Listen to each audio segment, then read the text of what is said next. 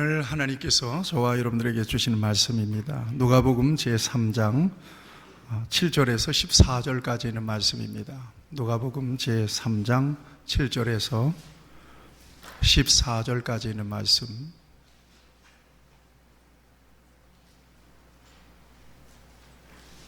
이 기록된 계시의 말씀을 제가 봉독할 때에 우리 주님께서 여러분들에게 친히 말씀해 주시기 바랍니다.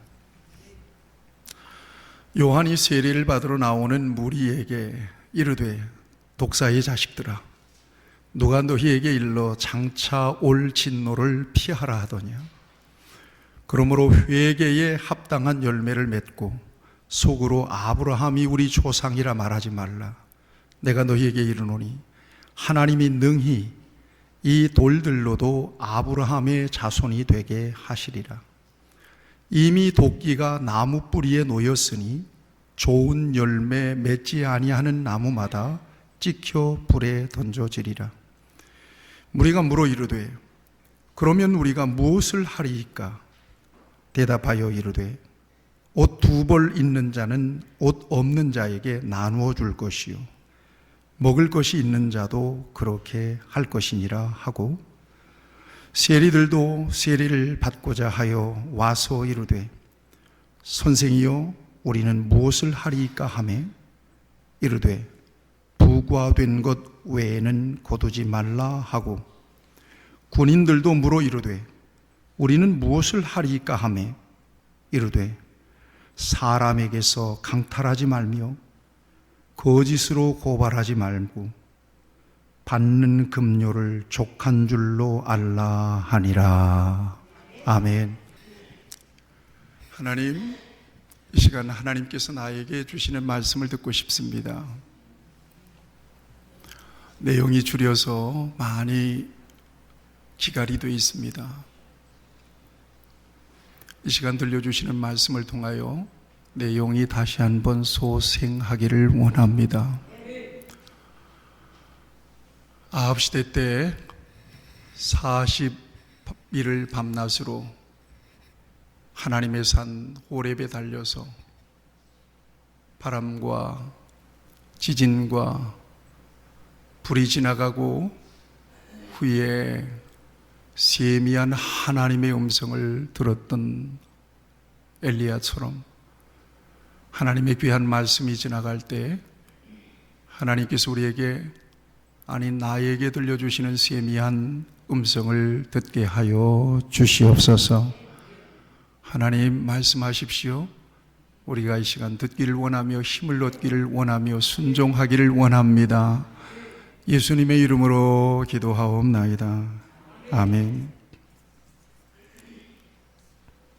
오늘은 진정한 회개 따르는 열매라는 제목으로 여러분들에게 말씀을 증거하도록 하겠습니다.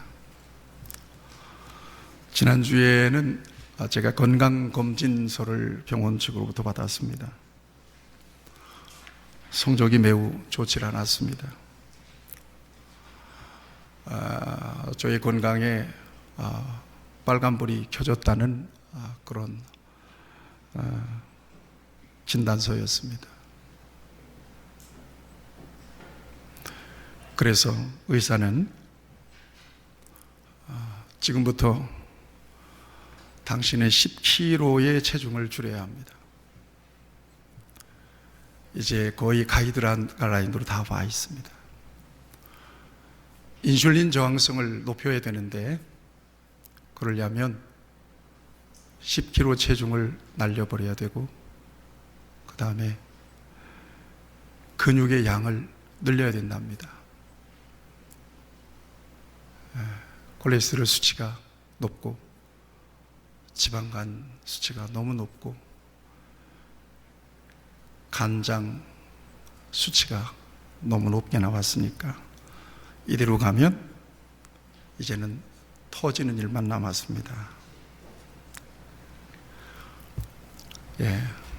그런데 여러분 아다시피 제가 식욕이 너무 좋아요. 새벽 예배 끝나면 집으로 가면은 밥을 먹는다는 기쁨이 저에게 큰 즐거움입니다. 그런데 의사의 이 같은 소견이 나왔기 때문에 저는 이걸 지켜서 나름대로 저의 건강을 의사의 처방대로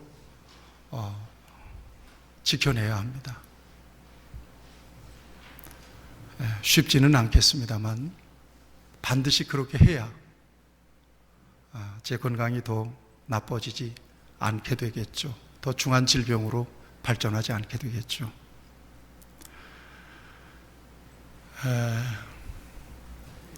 만약에 그 같은 경고가 있었음에도 불구하고 계속 지금과 같은 생활의 패턴을 이어간다면 언젠가는 반드시 문제가 오겠죠. 지난주에 파주에 사는 저의 친구 네배가 우리 교회를 방문했습니다. 아주 학교 때부터 친한 친구입니다. 그런데 바삐 오느라고 자동차 기름을 체크를 못한 거예요. 가다가 놓지, 그리고는 오는데 중간에 빨간불이 들어와 버렸습니다. 조금 가면 주유소가 있겠지 하고 찾아봐도 마땅히 주유할 곳이 없습니다. 그래서 그냥 달려서 와버린 거예요. 우리 교회까지. 다행히 그 친구는 차량 정비 자격증을 가지고 있는 친구예요. 자동차의 생리에 대해서 너무 잘 알죠. 오일에 불이 들어왔어도 어느 정도는 갈 수 있다는 거리를 아는 친구였기 때문에 계속 가속 페달을 밟고 안산까지 온 것입니다. 다행히 기름이 떨어지지 않았어요. 만약에 오일에 불이 들어왔는데도 계속 오일을 보충하지 않고 가속 페달을 밟아댄다면 어느 시점에 가서는 반드시 차량이 서겠죠. 사고가 날 수도 있습니다. 살면서 어떤 일들이 발생하기까지는 이런 전조 증상들이 끊임없이 오게 되어 있습니다. 건강이라면 건강에 대한 좋지 않은 전조 증상들이 있습니다. 건강이 지금 나빠지고 있다. 그걸 방치하지 않으면, 그걸 방치해버리면 결국은 사고를 만나게 되고 큰 어려움을 만나게 되는 거죠. 관계도 마찬가지예요. 어느 순간에 좋아졌다가 어느 순간에 나빠졌다가 그런 거 아니거든요. 점점 단계가 있어요. 좋아지는 단계가 있어요. 그래서 나중에 너무 좋아져서 서로 친밀해지게 되죠. 나빠지는 것도 마찬가지예요. 부담스러워지고 꺼려지고 또 어려워지고 그런 단계를 거쳐서 어느 시점에서 어떤 계기가 되면 관계가 깨져버리고 마는 거예요. 그러니까 그런 신호들이 있는 거예요.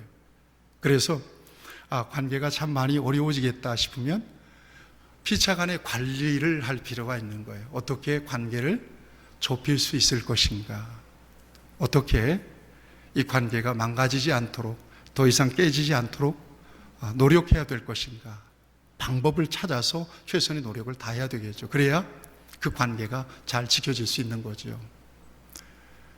가게를 열었습니다. 돈을 벌려고 열었는데 장사를 해보니까 수입이 안 되는 거예요. 손익분기점을 넘어서서 어느 정도 수익이 나와야 되는데 계속 마이너스예요. 그대로 계속되면 가게 문을 닫아야 되겠죠. 뭔가 조치를 해야 돼요.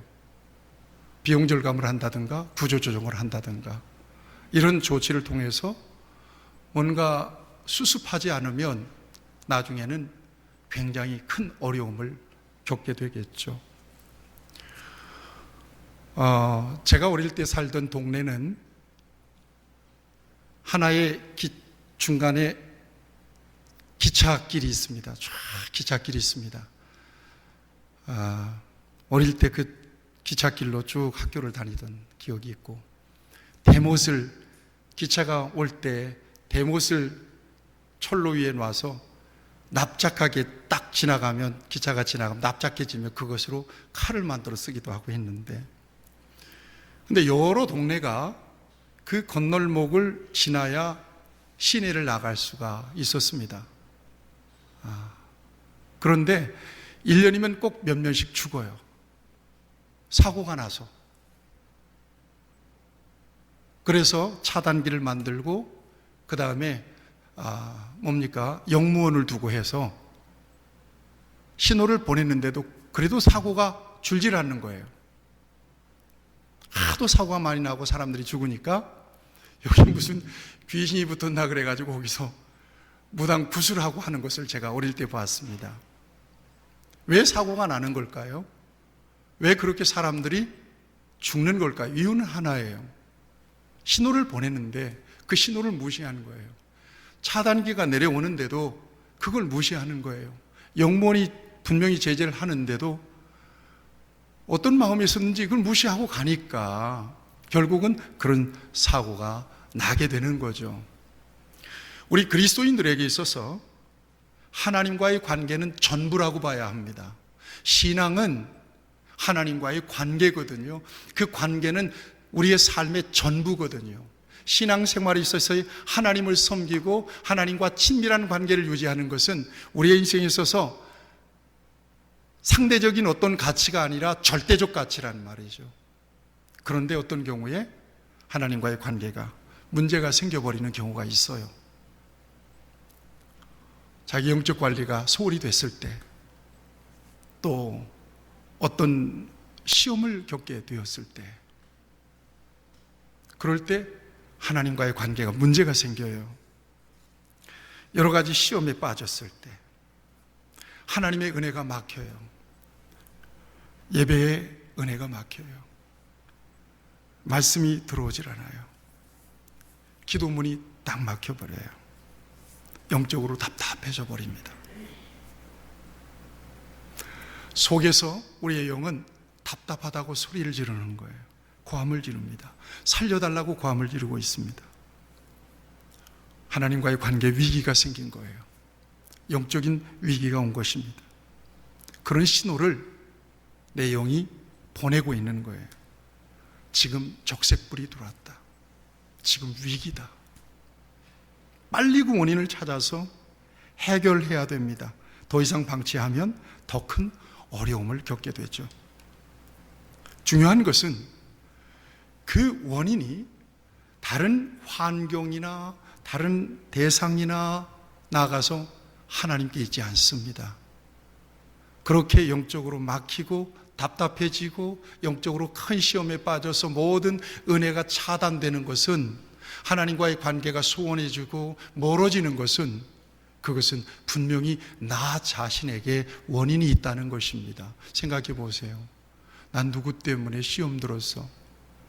아니, 그 사람이 잘못한 것 때문에 왜 내가 시험에 빠져야 돼요? 죄는 그 사람이 짓고 왜 시험은 내가 들어야 되는 거예요? 그건 말이 안 되는 거죠. 다만 그것이 하나의 구실이 되었을 뿐이거든요. 문제는, 원인은 나에게 있는 거죠. 계속해서 영적인 누수가 되었던 거예요. 어떤 이유로든. 마치 컴퓨터를 쓰다 보면 자꾸 이 쓰레기들이 쌓여요. 그걸 방치해버리면 나중엔 버그가 나버리고 말아요. 그래서 저는 제가 쓰는 컴퓨터가 옛날에 오집사님이 사준 컴퓨터예요. 이게 몇 년 됐을까요? 10년이 더 넘었어요. 그걸 지금도 쓰고 있거든요. 이렇게 오랫동안 쓰는 것은 거의 매일마다 제가 최적화를 시켜놓기 때문에 그렇습니다. 쓰레기들이 쌓이지 않도록, 온갖 다른 어떤 정보들이 쌓이지 않도록 관리를 하기 때문에 그렇거든요. 이게 관리가 안 되면 어느 순간에 찌익 하고 멈춰버리고 말아요. 스톱돼버리고 마는 거거든요. 영적으로도 마찬가지예요. 영적으로 계속해서 쌓여가는 영적인 쓰레기들을 치워내지 않으면 어느 순간에 점점 속도가 느려지고 이상 증세가 오면서 딱 멈춰버리고 마는 거예요. 자동차 오일 게이지에 분명히 빨간불이 들어왔는데도 계속 가속 페달만 밟고 있는 거예요. 반드시 스톱하는 순간이 오게 되겠죠. 때문에 문제를 발견하고 해결하는 것은 얼마나 귀한 일인지 몰라요. 그러면 목사님, 어떻게 문제를 해결해야 될까요? 제가 성경을 통해서나 신앙생활의 임상을 통해서나 저의 경험을 통해서 영적인 문제가 해결되는 시점, 이 방법은 유일합니다. 뭐냐? 겸손하게 자신을 낮추고 하나님께로 돌아가는 것밖에 없습니다. 겸손하게 자신을 낮추고 하나님께 돌아가는 것입니다. 하나님은 그래서 끊임없이 우리에게 말씀을 통하여 감동을 통해서 신호를 보내주세요. 사인을 보내주세요. 어떤 사인을 보내주십니까? 돌아오라 라고 하는 사인을 보내주십니다. 우리의 마음속에 돌아가야 될 텐데, 회복해야 될 텐데, 이러다가 일나지, 그런 음성이 슬슬 들어오기 시작하면 그것을 하나님의 음성이라고 믿어도 좋을 것입니다. 이사야서 55장 7절 말씀에서 이런 말씀이 있어요. 악인은 그의 길을, 불의한 자는 그의 생각을 버리고 여호와께로 돌아오라. 그리하면 그가 긍휼히 여기시리라. 우리 하나님께로 돌아오라. 그가 너그럽게 용서해 주실 것이다. 하나님께 돌아오랍니다. 긍휼히 여겨주시겠답니다. 문제의 원인이 나에게 있다면 하나님께로 겸손하게 낮은 마음으로 하나님 앞에 돌아가는 길 밖에는 회복의 방법이 없다는 얘기입니다. 요엘서 2장 13절 말씀에서 너희는 옷을 찢지 말고 네 마음을 찢고 너희 하나님 여호와께로 돌아올지어다. 그는 은혜로우시며 자비로우시며 노하기를 더디하시며 인애가 크사 뜻을 돌이켜 재앙을 내리지 아니하시나니. 돌아오라고 말씀하고 계십니다. 스가랴 1장 3절 말씀에서도 그러므로 너는 그들에게 말하기를 만군의 여호와께서 이처럼 이르시되 너희는 내게로 돌아오라. 만군의 여호와의 말이니라. 그리하면 내가 너희에게로 돌아갈 것이다. 만군의 여호와의 말이니라. 그렇습니다. 하나님과의 관계가 막혔거나 멀어졌다면 그 원인을 분명하게 깨닫고 우리가 먼저 겸손하게 하나님 앞에 돌아가는 것. 하나님, 나는 부족합니다. 나는 무지합니다. 내가 나의 영성과 나의 믿음이 이 지경이 될 때까지 내가 방치한 측면이 있습니다. 하나님 죄송합니다. 그리고 하나님 앞에 마음을 낮추고 돌아가면 하나님께서 놀라운 회복의 은혜를 주신다 하는 것입니다. 이처럼 하나님 앞에 돌아가는 것, 하나님께 돌이키는 것, 이것을 회개라고 이야기합니다. 회개가 뭐냐? 우리는 예수님께서 탕자의 비유를 통해서 분명하게 이 회개에 대한 정의를 가르쳐 주셨습니다. 작은 아들이 아버지에게서 재산을 받아가지고 외국에 나가서 허랑방탕 하잖아요. 그리고 어느 시점에서 거지가 되었습니다. 남의 집에 가서 돼지를 키우고 그리고 돼지가 먹는 열매를 함께 배가 고프니까 먹었단 말이에요.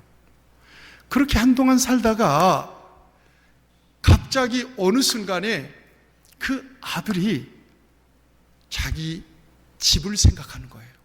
아버지의 집을 생각한 거예요. 자기가 나왔던 아버지의 집을 생각한 거예요. 그리고는 누가복음 15장 17절에 이에 스스로 돌이켜, 이게 중요해요. 스스로 돌이켰다는 거예요. 스스로 돌이켜. 내 아버지에게는 양식이 풍족한 품꾼이 얼마나 많은가. 여기서 줄여 죽는구나. 내가 일어나 아버지께 가서 이르기를 아버지, 내가 하늘과 아버지께 죄를 지었사오니 지금부터는 아버지의 아들이라 일컬음을 감당하지 못하겠나이다. 나를 품꾼의 하나로 보소서 하리라 하고. 여러분, 여기까지는 회개가 아닙니다. 스스로 돌이켜 이거 회개 아닙니다. 내가 이렇게 해야지. 아버지께로 돌아가야지. 우리 집에는 얼마나 먹을 것이 많아. 종들도 나보다는 풍성하게 먹는데 아버지께로 돌아가야지. 그리고는 마음에 작정을 했습니다. 내가 아버지께로 돌아가리라. 여기까지가 우리가 회개라고 생각하면 안 됩니다. 그건 단순한 뉘우침입니다. 그리고는 20절에 보면 이에 일어나서 아버지께로 돌아가니라. 이게 회개입니다. 스스로 돌이켜 아버지께로 돌아가리라 하고 일어나서 아버지께로 돌아가는 거예요. 거지 차림을 하고 거지의 모습으로. 만약에 스스로 돌이켰어요. 아버지 집에 돌아가리라 마음으로 작정은 했는데 가만히 있는 거예요. 내가 돌아가면 아버지가 나를 뭐라고 할까? 형은 나를 뭐라고 할까? 동네 창피해서 내가 어떻게 다니지? 그러면서 주저앉았다면 그는 여전히 거렁뱅이로 고통 속에서 살 수밖에 없었을 것입니다. 그런데 돌이켜서 일어나서 아버지께로 돌아가자. 집을 향해서 걸어가자. 누가 먼저 알아보죠? 아버지가 먼저 알아봐요. 아직도 거리가 먼데 아버지가 그를 보고 측은히 여겨 달려가 목을 안고 입을 맞추니 이런 역사가 일어난 거예요. 여러분, 우리가 깨닫고 우리가 움직이면 하나님은 이미 우리를 안아줄 준비를 하고 우리를 기다리신다라고 하는 말씀을 오늘 이 말씀 속에서 우리에게 다시 한번 들려주시는 것입니다. 회개, 하나님께로 돌이키는 것입니다. 신년 벽두입니다. 오늘 하나님께서와 여러분들에게 왜 이런 말씀을 주실까? 오늘 저와 여러분들이 하나님을 향하여 우리의 마음과 우리의 삶을 온전하게 돌이켜서 하나님을 향하여 걸어가지 않으면 오늘 저와 여러분들의 삶에 개선이라고 하는 것은 있을 수가 없습니다. 그리고 그 같은 삶이 지속되면 어느 순간에는 스톱하는 순간이 오게 되는 것입니다. 저는 말씀을 준비하면서 왜 하나님께서 이 말씀으로 설교자인 나에게 감동을 주시는 것일까? 그런 은혜가 있겠다. 여러분, 오늘 이 말씀이 여러분에게 개인적으로 하나님께서 주시는 음성으로 들려지시기를 주님의 이름으로 축복합니다. 오늘 본문에서 세례 요한은 요단강에서 세례를 베풀면서 회개에 합당한 열매를 맺으라고 선포하고 있습니다. 8절 말씀을 보면 회개에 합당한 열매를 맺고 속으로 아브라함이 우리 조상이라 말하지 말라. 회개에 합당한 열매를 맺으라.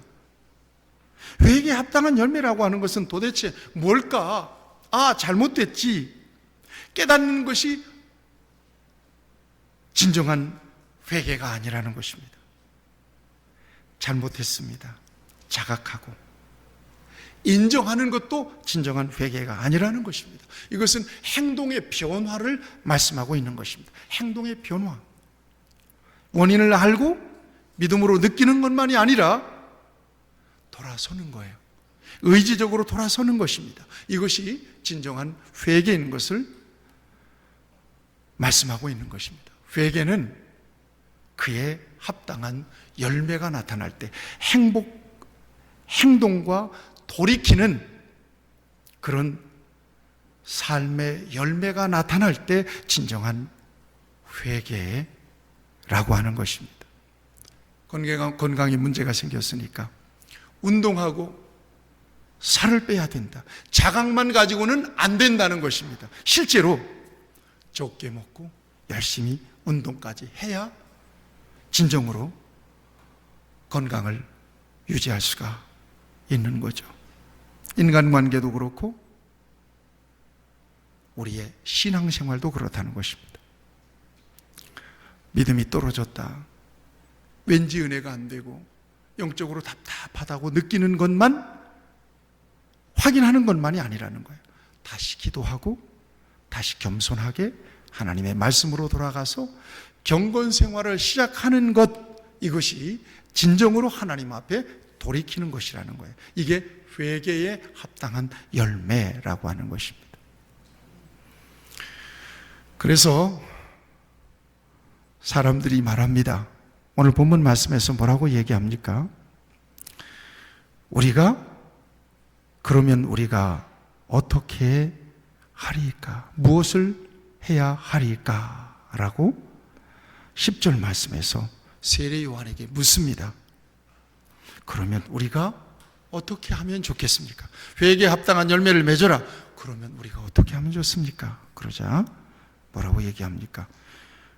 옷 두 벌 있는 사람에게는 옷 없는 자에게 나눠줘라. 행동이죠. 먹을 것이 있는 사람은 굶주린 사람들에게 먹을 것을 나눠줘라. 행동입니다.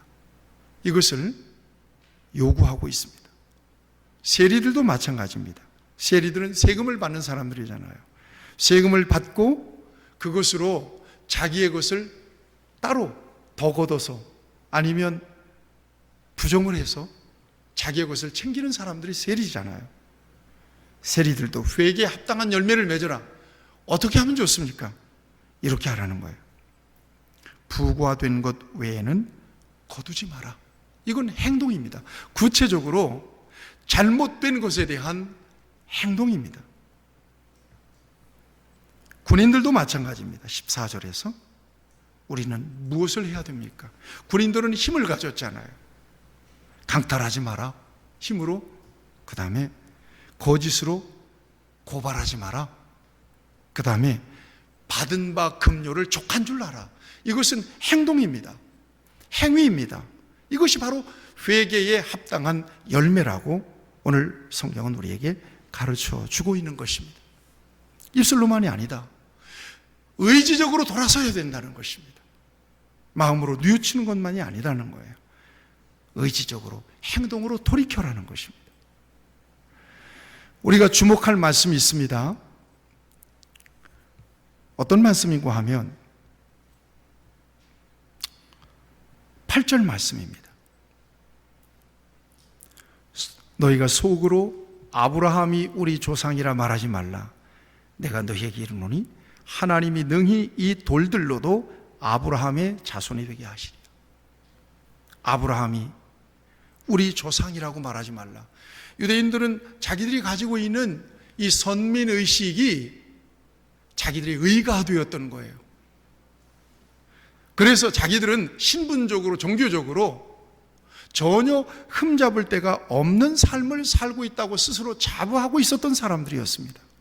이게 오늘날로 말하면 무슨 말인고 하면 나는 믿은 지 오래됐는데, 나는 직분자인데, 나는 사역자인데, 나는 목사인데, 나는 권사인데, 나는 장로인데, 나는 직분자인데, 그렇게 스스로 여기고 자만하거나 가볍게 여기지 말라는 것입니다. 잘못된 것이 깨달아지면 담대하게 지금까지 삶의 패턴을 버리고 하나님께로 돌아갈 수 있어야 된다고 말씀하고 있는 것입니다. 내가 잘 가고 있는지 잘못 가고 있는지 나는 사실 잘 모릅니다. 그저 잘 가고 있다고 스스로 느끼며 살아갈 뿐입니다. 그런데 다른 사람들이 보면 어느 정도 잘 가고 있는지 잘못 가고 있는지 느낌이 와요. 예를 들어서 나는 지금까지 내가 뚱뚱하다고 한 번도 여겨본 일이 없습니다. 내가 몸집이 크다고 여겨본 일이 없습니다. 나는 이대로 그냥 살았으니까. 그런데 사람들이 나를 보면 배도 나왔고 몸이 크다고 얘기합니다. 살 좀 빼야 된다고 얘기합니다. 특히 우리 아내가 지적을 합니다. 그런데 사람 말은 잘 듣질 않아요. 특히 아내 말 귀 기울여 듣질 않습니다. 그런데 데이터가 나왔잖아요. 당신은 지금 위기가 올 수도 있습니다. 그제서야 실감을 느끼는 거예요. 제가 목사지만 여러분들의 마음, 여러분들의 삶을 바꿀 수는 없습니다. 여러분들의 마음, 여러분들의 삶을 바꿔주시는 분은 우리의 영적인 의사가 되시는 주님이시며 성령님이십니다. 하나님께서 성령의 감동을 통해서 여러분들에게 정확하게 나 자신을 보여주시고, 그리고 하나님께서 주시는 충만한 은혜를 회복할 수 있도록 하나님께 온전히 돌이켜서 하나님과의 관계가 밀착될 수 있도록 그렇게 회복시켜 주시기를 바랍니다.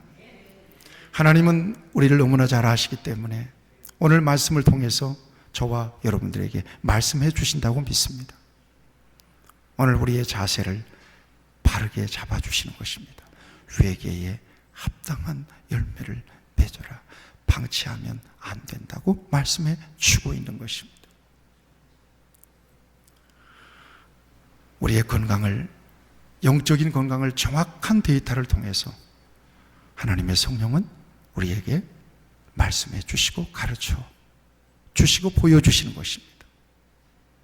사랑하는 여러분, 잘못된 길을 알면서도 계속하는 것은 어리석은 일입니다. 분명히 건강을 해칠 것을 알면서도 끊지 못하는 것은 어리석은 일입니다. 지금처럼 살면 영이 메마르고 시들어 버릴 것을 알면서도 방치한다면 이것은 정말 어리석은 일입니다. 돌아서라. 회개하라.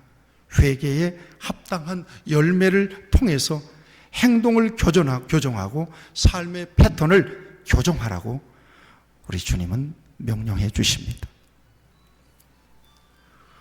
요한계시록 2장 말씀을 통해서 에베소 교회에 주신 말씀을 여러분들에게 들려드리기를 원합니다. 또 네가 참고 내 이름을 위하여 견디고 스스로 게으르지 아니한 것을 아노라. 그러나 너를 책망할 것이 있나니 너의 처음 사랑을 버렸느니라. 그러므로 어디서 떨어졌는지를 생각하고 회개하여 처음 행위를 가지라. 만일 그리하지 아니하고 회개하지 아니하면 내가 네게 가서 네 촛대를 그 자리에서 옮기리라. 새해가 열린 지 오늘 16일째입니다. 아직도 영적인 빨간불이 켜졌는데도 그 상태로 계속 직진하며 가속 페달을 밟고 계신 분이 계시다면, 이 자리에 계시다면 오늘 이 말씀은 바로 그분에게 하시는 말씀이라고 믿습니다. 새해 벽두에 회개에 합당한 열매를 맺으라고 하시는 주님의 이 같은 음성이 오늘 저와 여러분들에게 올 한 해 동안에 복된 전환점이 될 수 있기를 우리 주님의 이름으로 축복합니다. 같이 기도하십시다. 자비하신 아버지 하나님, 하나님께서 우리를 사랑하셔서 오늘 귀한 말씀을 주십니다. 회개에 합당한 열매를 맺으라. 하나님과 충만한 관계 속에서 하나님의 자녀의 권세를 누리고 믿음의 능력을 누리고 위험하고 어려운 세상 속에서도 하나님 앞에 감사하며 찬송하며 하나님께서 우리에게 허락하신 미래적인 소망을 바라보면서 오늘 하나님께서 정말 세세하게 하나님의 자녀들을 돌보고 계신다는 믿음 안에서 하나님 주신 평안을 충만하게 누리기를 원합니다. 그러나 하나님 아버지, 우리의 영이 메마르고 우리의 믿음이 식어져서 하나님께서 주시는 이 같은 은혜를 누리지 못하고 살아가는 하나님의 자녀들은 없습니까? 이 귀한 시간에 하나님은 말씀해 주십니다. 겸손하게 하나님께로 돌이킬 것을 말씀해 주십니다. 이 귀한 말씀이 오늘 우리에게 레마의 음성으로 들릴 수 있기를 원하고, 우리가 처한 삶의 자리에서 하나님의 이름을 부르며 마음으로 하나님을 고백하고 찬송할 수 있게 하여 주시고, 하나님께 감사할 수 있게 해주시고, 하나님께서 베풀어 주신 그 은혜 안에서 우리의 남은 삶이 진정으로 하나님이 기뻐하시는 삶이 되고, 우리의 영이, 우리의 삶이 만족한 삶이 이루어질 수 있도록 하나님이여 오늘 주신 말씀의 은혜를 우리의 심령과 우리의 삶 가운데, 우리 교회와 사랑하는 성도들의 가정 위에, 이 나라 이 민족 위에 충만하게 허락하여 주시옵소서. 하나님께 돌이키길 원하오니 주께서 힘을 주시고 은혜를 주시옵소서. 예수님의 이름으로 간절히 기도하옵나이다. 아멘.